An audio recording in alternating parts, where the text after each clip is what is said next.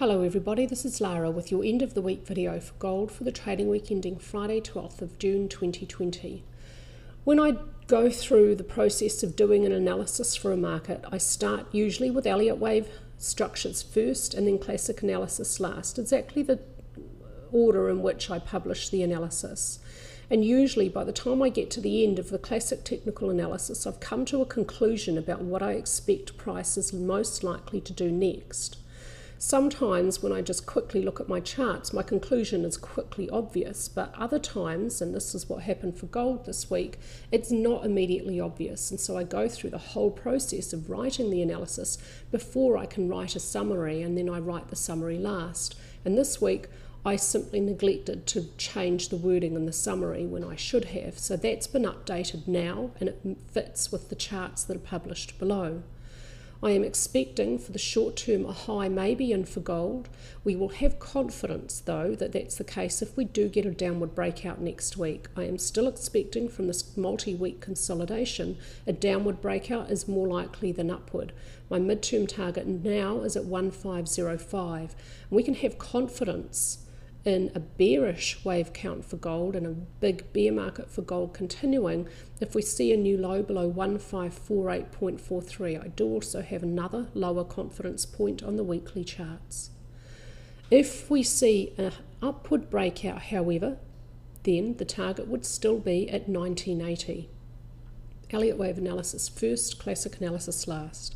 This is still the main wave count for gold, despite it being rather difficult to find the end for supercycle wave B, which is pretty much par for the course for a B wave, sadly. They are the most difficult Elliott wave structure, and if this bigger picture at the monthly chart level is correct for gold, then we've been in a B wave for years now. When you look at a monthly chart for gold, the huge fall in price, that big bear market from the all-time high down to the December 2015 major low at 1046, looks like a five-wave impulse. If that's correct, then the bear market for gold shouldn't be over there because a corrective structure cannot subdivide as a five-wave impulse. And so that would only be wave A of the bear market. And somewhere here we would have B, and then C may have begun. Now the problem has been, and it's been for years, what structure is B unfolding as? B waves are the most difficult Elliott wave structure. They are analogous in classic analysis terms to counter trend movements or complicated sideways consolidations. And it's difficult to tell when the B wave is over because there are so many different possible Elliott wave structures. So I'm relying more on classic technical analysis here. Classic analysis tells us that this upward trend was stretched and overstretched and extreme, and there are some bearish signals at the high here. So it's fairly likely that supercycle B could be over. This Elliott wave structure is a double zigzag. In terms of Elliott wave, not only at the monthly chart level, but at the daily chart level, there are problems here for any bullish wave count in this movement here. This bearish wave count has a really good fit in terms of Elliott wave structure, which also improves the probability of this count, and the problems in the bullish count reduce its probability. If we see this movement as a counter trend movement, it could be a double zigzag. First zigzag, X, second zigzag. The first zigzag from this low to this high looks like an obvious 3. This subdivides very well indeed as a zigzag, A, B, C. Cycle wave X in the opposite direction subdivides as a double combination. X waves can subdivide as any Elliott wave corrective structure, but waves W, Y, and if there is one, may only subdivide themselves as a single Elliott wave structure. They cannot subdivide as multiples because the maximum number of corrections within a multiple is 3, and so to label W, Y or Z as themselves multiples multiplies that maximum beyond 3 and violates the Elliott wave rule.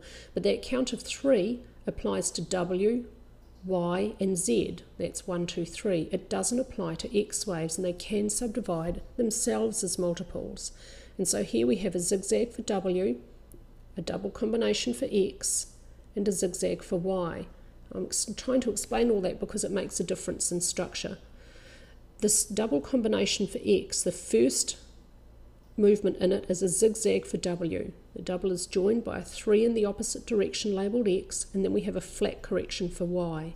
Within this zigzag for primary wave W, it subdivides A, B, C, and B waves can be any corrective structure, and here this one is a running contracting triangle. And when you look at this movement at lower time frames, particularly daily and hourly, it fits so perfectly and looks perfectly like a running contracting Elliott wave triangle.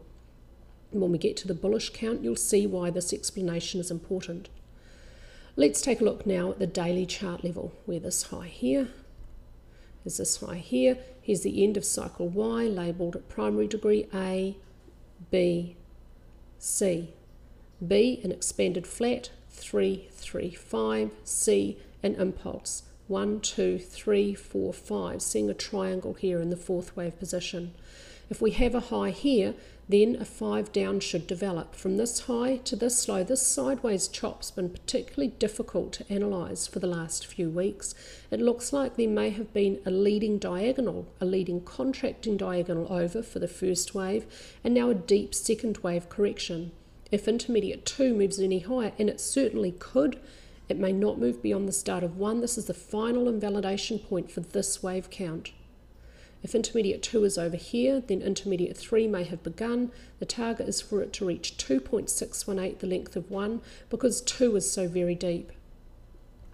At the hourly chart level, here's the end of intermediate 2. A channel drawn around this zigzag has been breached quite strongly by downward movement. Intermediate 2 subdivides very well as a zigzag, and it could be over here. If that's the case, then intermediate 3 down should have begun.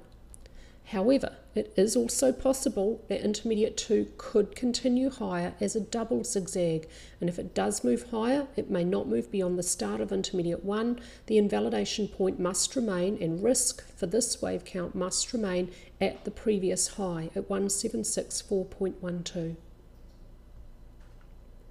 At the daily chart level, this wave count is identical to that first chart, and it's also identical at the weekly chart level up to this low here. And now we're looking at the possibility that primary C may not have been over here. What if it's continuing further? How would that subdivide? Well, it could subdivide like this. 1, 2, impulse for 3, double zigzag for 4, and now 5 should be beginning. If 4 continues lower, as it could, as a triple zigzag, the probability is low, but the probability it is possible. It may not move beyond, or may not move into wave 1 price territory. A new low below this price point would add quite a lot of confidence to the main wave count, because it would invalidate this more immediately bullish alternate. If 4 is over here, 5 should be beginning. This wave count expects an imminent upward breakout. The target is for primary C to reach equality in length with A within the zigzag of cycle wave Y. The target is at 1980.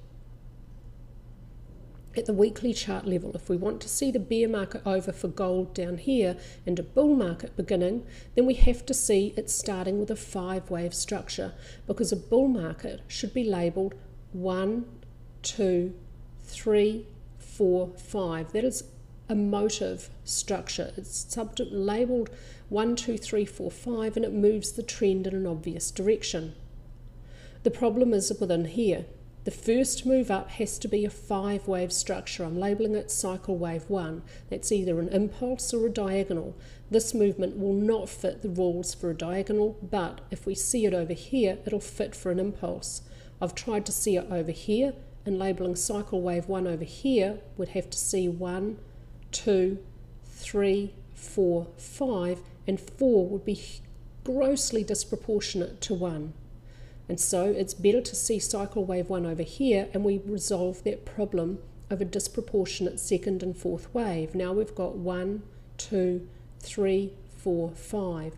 But now we've got a problem within cycle 2. If 1 is over here and 2 begins here, 2 subdivides as a double flat. W, X, Y. And the problem was in the first flat, labelled primary wave W. It subdivides 3, 3, 5, and it's labelled intermediate A, B, C.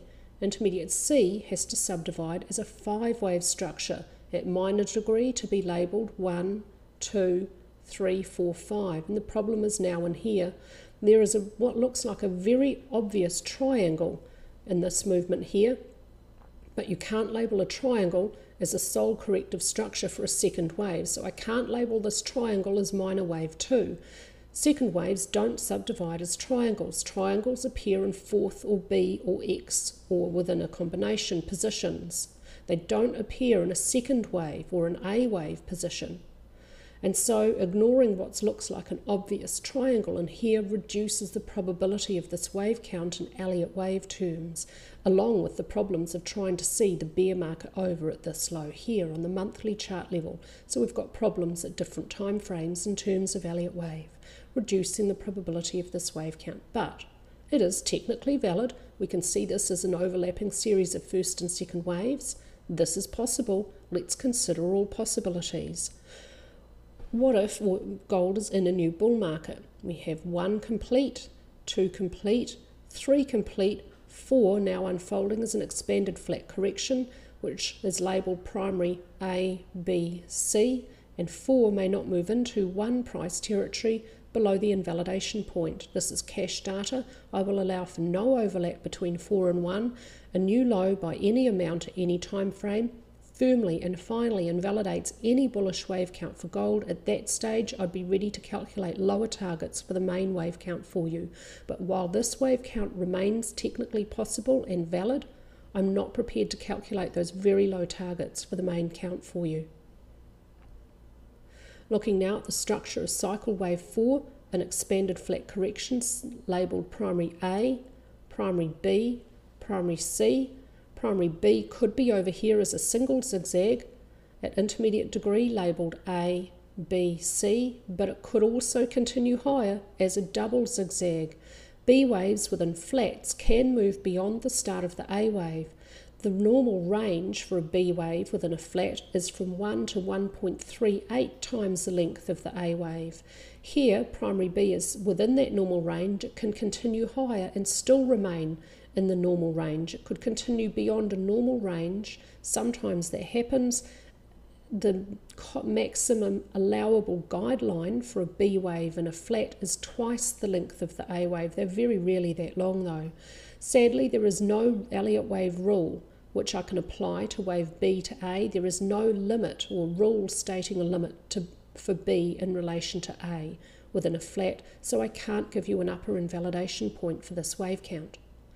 But for this count, it's most likely that B is over here and C has begun.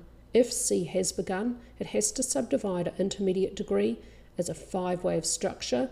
We'll label it 1, 2, 3, 4, 5, and intermediate 1 within it also has to subdivide as a 5-wave structure. There may be a leading contracting diagonal over here for minor 1, a bounce for minor 2 could be over, minor 3 downward could be beginning next week. I've calculated a target here for minor 3 to only reach 1.618, the length of minor 1 at 1596. For the short term, these hourly charts look exactly the same with the exception of the target. The channel is the same, the invalidation point is the same for minor 2, the breakout below the channel is the same. Downward movement is expected for both wave counts next week. Classic technical analysis now. At the weekly chart level, gold is range bound and it has been now for several weeks, moving sideways. This has relieved extreme overbought conditions. At the previous high, the ADX indicated the trend, the upward trend was very extreme. RSI had reached reasonably deeply into overbought and then exhibited double bearish divergence at this high back up here. A few weeks of sideways consolidation has now relieved extreme conditions. ADX isn't that far below 45 though, and it's still well above both directional lines. RSI is well back into neutral territory, but if an upward trend does again develop, if we do see an upward breakout and new highs for gold, ADX is going to very quickly again reach very extreme. Extreme is when the ADX line is above both DX lines. Very extreme is when ADX reaches 45 or above. It's only at 43, and it's well above both directional lines. And so this has relieved extreme conditions somewhat, but not enough for a sustained upward trend to really develop. Although, to be fair, gold can move quite a reasonable distance when it has an extreme trend. Trends can remain stretched and extreme for a reasonable time for this market. Not as much as oil, but still a reasonable time. For the short term, the volume profile is bearish. There was more push from volume for downward weeks than this upward week. On balance, volume has a new range, and this range is increasingly technically significant. If we get a break above resistance or below support, that's going to provide a reasonable signal for gold. We've been over ADX, ATR declining as price moves sideways. That's normal for a consolidation. It's also normal for gold to have some consolidation at the start of a new trend. That's quite normal. It will start its trend slowly, build momentum through the middle, and explode at the end. That's typical commodity behaviour. We've been over RSI, stochastics remains overbought, MACD remains bullish. At the daily chart level, here's that long consolidation, support about 1680, a little bit below down here, little overshoots of support here. The short-term volume profile remains bearish. It's still downward days which have more push from volume, suggesting we may be more likely to see a downward breakout than upward. The moving average situation is full bore bullish. All averages are positively sloped. The short is above the mid, is above the long. This is a full bore bullish look, suggesting an upward breakout, but these are lagging. These are moving averages, and so they will lag. On balance, volume is range bound at the daily chart level. This isn't as technically significant as that range at the weekly chart level, but it has some significance. So let's look for a breakout from this small range to provide a signal. RSI is well in neutral territory, plenty of room for price to rise or fall. ADX is declining and it's below both directional lines, which are whipsawing, and so there's no clear trend. This is normal look for a consolidation. ATR declining, there's weakness in the consolidation. Stochastics in neutral territory, and MACD still bearish but not fully so. That's all from me this week with your gold analysis. I hope all our members are having an awesome weekend.